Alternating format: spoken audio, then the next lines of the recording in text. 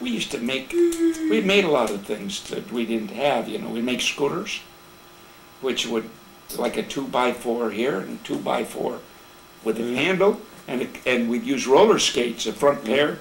With, you know, roller skates would break in half, sort of the front and back. ancestor of We'd put skateboard. two pair, one roller skate for 1 foot, one on the pair in front, one pair of wheels in back, and these little scooters, you see them, same thing, Yeah. only we'd run around woodlands. We didn't have any skateboards. Then we would make go-kart, what we called go-karts, I think they called them.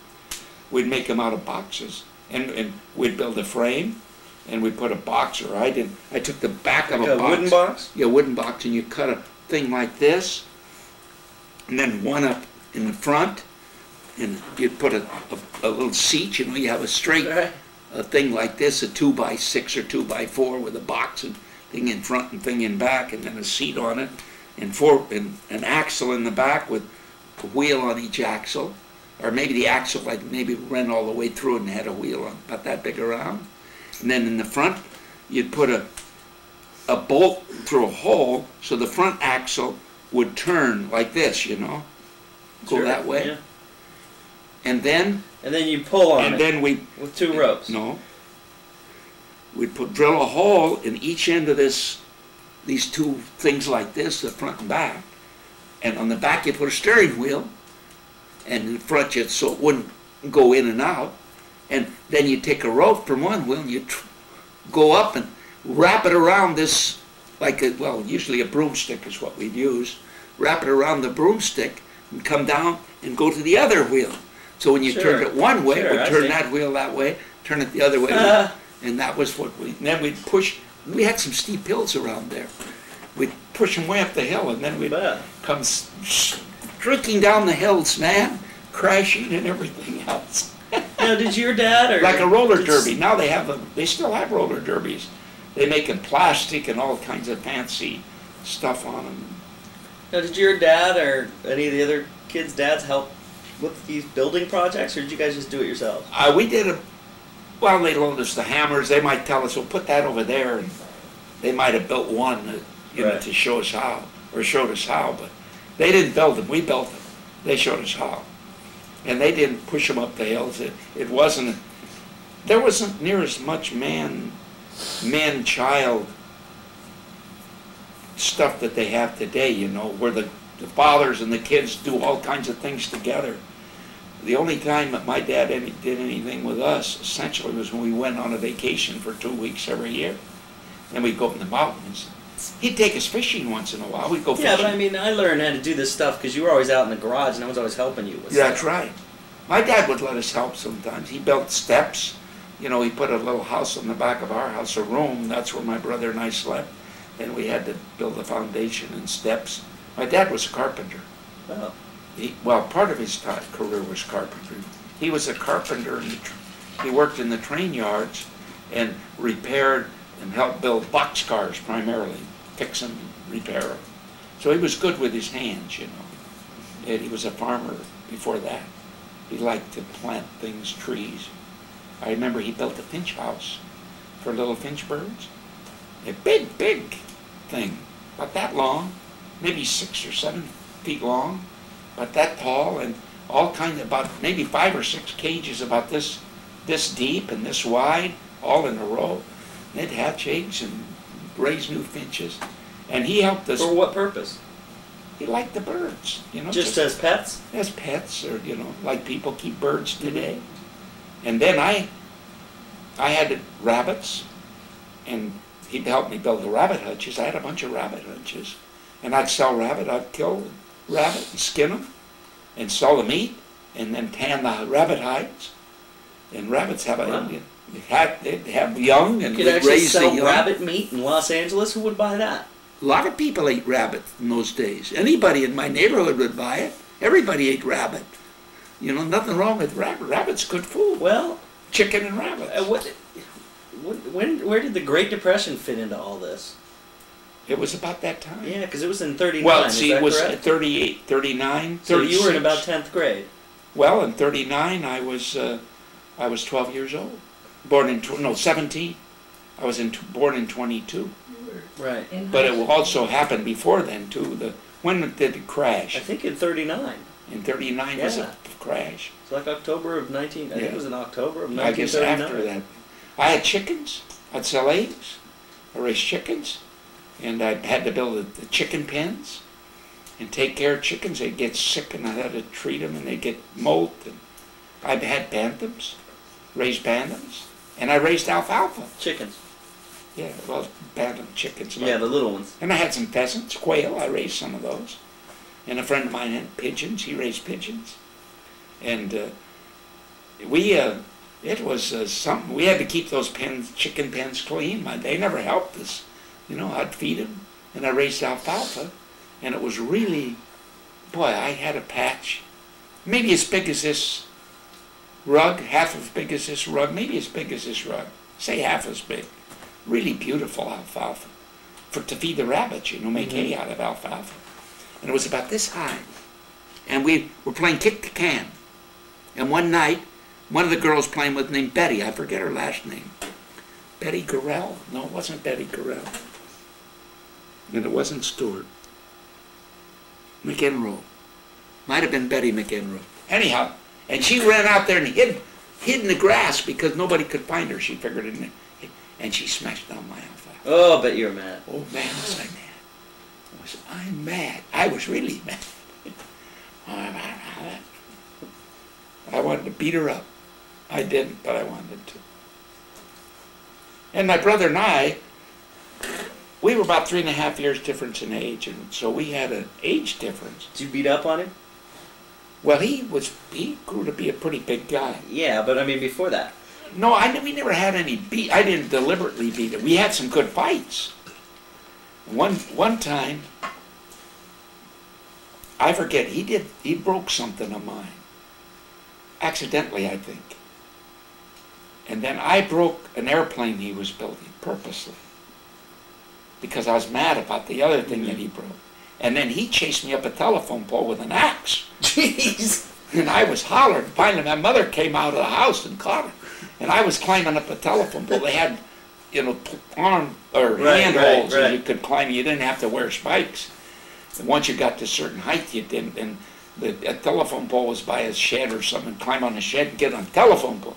And man, he was chasing me up there with an axe in one hand. I was really scared. And we lived in an old house. Well, it wasn't, in those days it was a nice house. And it was thin wood, you know. And the bathroom was in a corner on the outside. One day he and I got in a, we were older then, I guess we were teenagers. And we got in a fight in the bathroom. For whatever, we were fighting. And I thought we were going to go right through the wall and fall on the ground because the house was built up off the ground maybe 2 or 3 feet, 3 feet. Because we used to hide under there once in a while. We'd play a trick on a guy next door named Bruce. We had a big peach tree. Like here's the houses would be here. And then he lived on a house over here, close to us. There was a big peach tree in between us. And we put a pulley up in the peach tree on a limb that was right over his house, on the edge of it. And not in the middle of the house, on our side of the house, but over his house. And then we put a big weight of wood on it, and we ran a rope over the pulley down and under our house. And at night, we was in there, we pull that pulley, pull that big log up and then let it go BAM! And hit his house. And we did that twice. And then he ran out. And then he's looking all over. And of course, we pulled it back up in the tree and he couldn't see it. And he'd look. And then he was going to try to catch. He was waiting and hiding and everything. And we were under that house. We were laughing like that.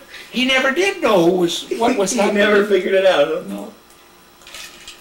Did he ever ask you about it? Huh? Did he ever ask you about it? No. He got electrocuted later in life. My God. He was a fireman. And he was working in his own attic on a hot day without a shirt on. Naked from the waist up, and he hit a hot wire up there. And he'd been sweating real bad. God, it And I must guess have it been must not have just, hit it right across his heart. it must have been more than just 110. It must have been like the wire coming in from the power company. No, I think it was 110, but he was stripped down and he was sweating, and the Wow. wire hit him right across the heart and it killed him.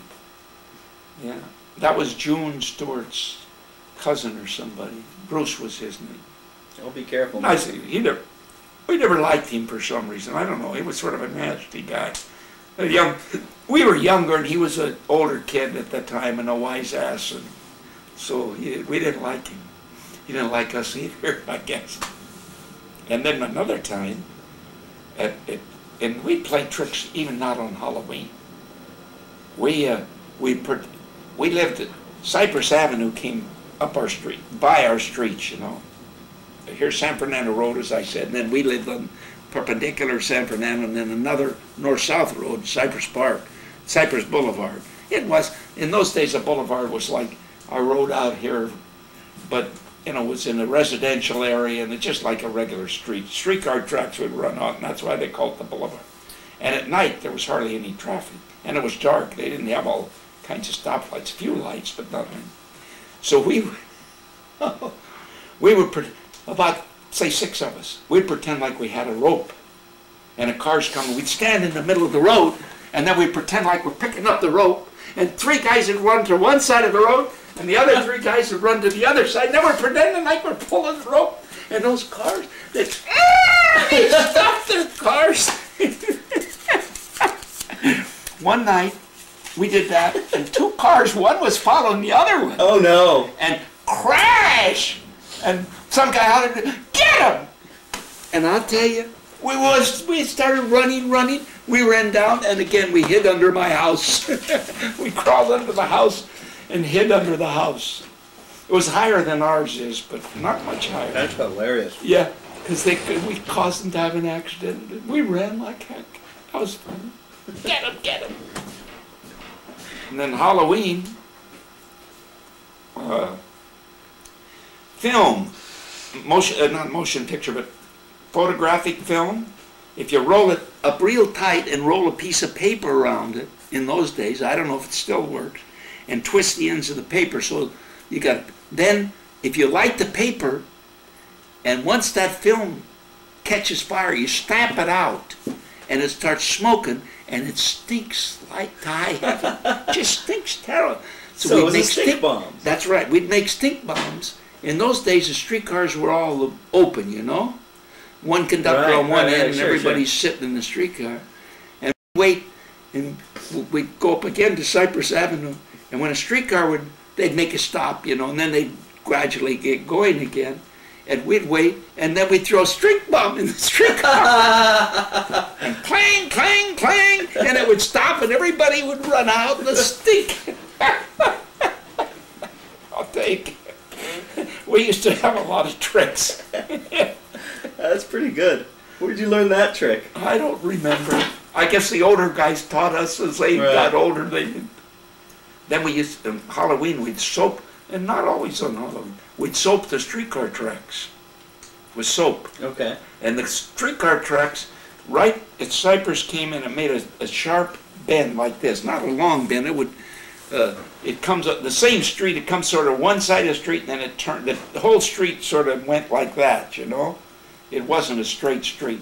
And where it ran that bend, we'd soap that track, and that streetcar would come, and he couldn't stop the streetcar. Oh no! And it'd come right off the tracks and roll. Didn't roll far, you know.